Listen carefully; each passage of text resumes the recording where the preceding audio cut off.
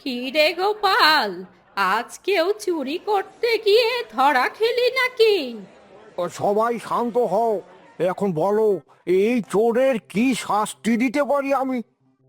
সেটা না হয় পরে হবে, আগে বলুন ধরা পড়লো কিভাবে? নিশ্চয়ই বুদ্ধি করে আবার ফাঁদে পড়ে গেছে।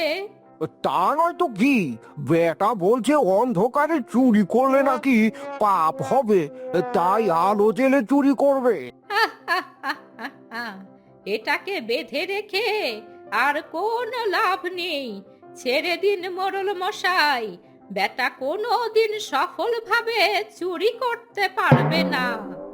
বুড়ি তো ঠিক কথাই বলেছে, তোকে শুধু শুধুই বেঁধে রাখলাম। ওই যা, যা এখান থেকে যা।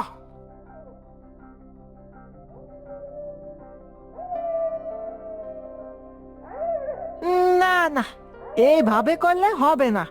আমাকে চুরি করে সফল হতেই হবে। এই তো, ওই লালন ঘুমিয়ে আছে, এই সুযোগে অবশ্যই আমি চুরি করতে পারবো।